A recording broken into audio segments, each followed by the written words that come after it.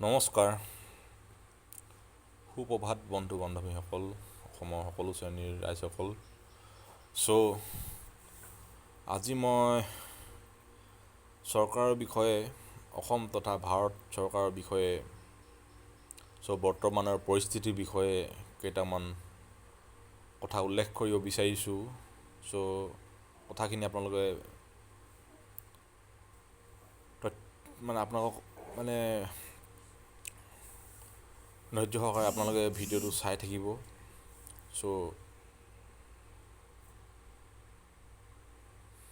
আপোনালোকেতো নিউজ পৰ্টেলবিলাকত প্ৰায় দেখি আছে, শুনি আছে।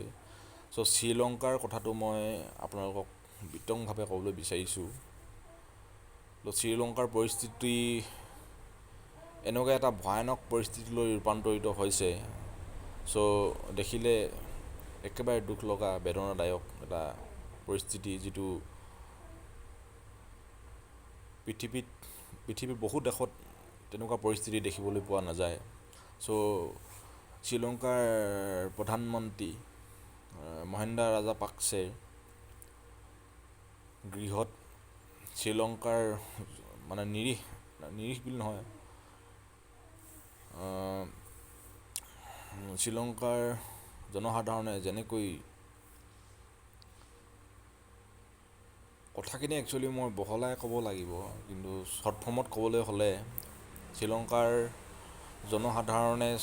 জনসাধাৰণক যেনেকৈ লুণ্ঠন ঠগি টকা পইচাবোৰ ধ্বংস কৰি পেলালে, লুণ্ঠন কেলেংকাৰীত জড়িত এই মহিন্দা ৰাজাপাকছে বোলা যিজন প্ৰধানমন্ত্ৰী, তেওঁৰ অৱস্থা এতিয়া একেবাৰে সংকটজনক বুলিয়ে ক'ব লাগিব।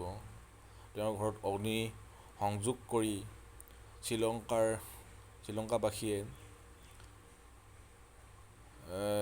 প্ৰধানমন্ত্ৰীৰ লগতে তেওঁৰ সহকৰ্মী কেইজনমানক জুই লগাই দিয়ে। লগতে এজন সাংসদসহ 5জন নে 6জন গুৰুতৰভাৱে আঘাত হৈছে বুলি নিউজত পাই আছোঁ। তাৰ বিষয়টো মই একচুৱেলি ভাৰত বা অসমলৈ সেই বিষয়টো টানি আনিব বিচাৰিছোঁ। সেই বিষয়টো অসম বা ভাৰতৰ প্ৰধানমন্ত্ৰী হওক, অসমৰ মুখ্যমন্ত্ৰী হওক, সকলোৱে সেই কথাটো গুৰুত্ব সহকাৰে শিক্ষা লোৱা উচিত। মই অসমৰ মুখ্যমন্ত্ৰী হিমন্ত বিশ্ব শৰ্মা ডাঙৰীয়া আৰু ভাৰতৰ প্ৰধানমন্ত্ৰী নৰেন্দ্ৰ মোদী ডাঙৰীয়া বা অমিত শ্বাহ ডাঙৰীয়া বা নীতিন গাডকাৰী ডাঙৰীয়া, সকলোকে মই উনুকিয়াই দিছোঁ, আপোনালোকে যিটো শাসন এতিয়া অসম তথা ভাৰতত শাসন কৰি আছে, হিটলাৰৰ শাসন, এই হিটলাৰৰ শাসন অতি শীঘ্ৰে বন্ধ কৰক। নহ'লে সেই শ্ৰীলংকাৰ দৰে আপোনালোকৰ পৰিস্থিতি হ'ব, আৰু আপোনালোকৰ বাসগৃহত গৈ ভাৰত তথা অসমৰ জনগণে সেই জুইৰ দৰে এটা ঘটনা ঘটাবলৈ বদ্ধপৰিকৰ হ'ব।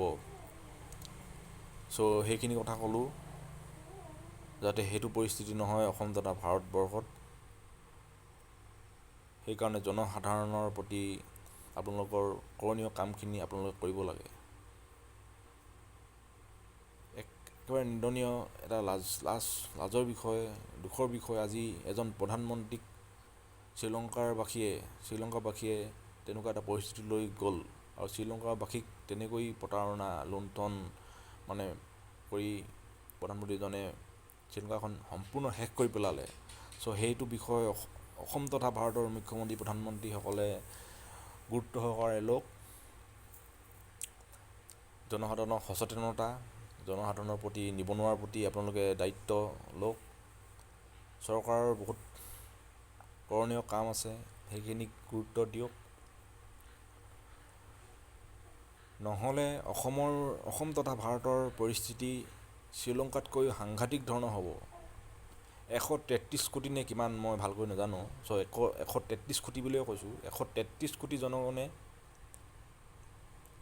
কিন্তু অসম বা ভাৰতৰ প্ৰধানমন্ত্ৰীক কিন্তু শুনাই নেৰিব, সেইটো পৰিস্থিতি যদি হ'বলৈ হয়। তাকে ক'লোঁ, মই চৰকাৰৰ সকলো মন্ত্ৰী, বিষয়া, নেতা, MLA সকলোলৈ মোৰ এই বাৰ্তা মই প্ৰেৰণ কৰিলোঁ। এয়াই। অসমৰ মুখ্যমন্ত্ৰী হিমন্ত বিশ্ব শৰ্মা ডাঙৰীয়াইও এই কথাখিনি গুৰুত্ব সহকাৰে লওক। অসমৰ জনগণৰ প্ৰতি তেওঁ কাম কৰক। অসমৰ জনগণে তেতিয়াহে আপোনালোকক এটা ভাল সুশাসনৰ প্ৰতি আপোনালোকক শ্ৰদ্ধা নিবেদন কৰিব। ধন্যবাদ। জয় আই অসম।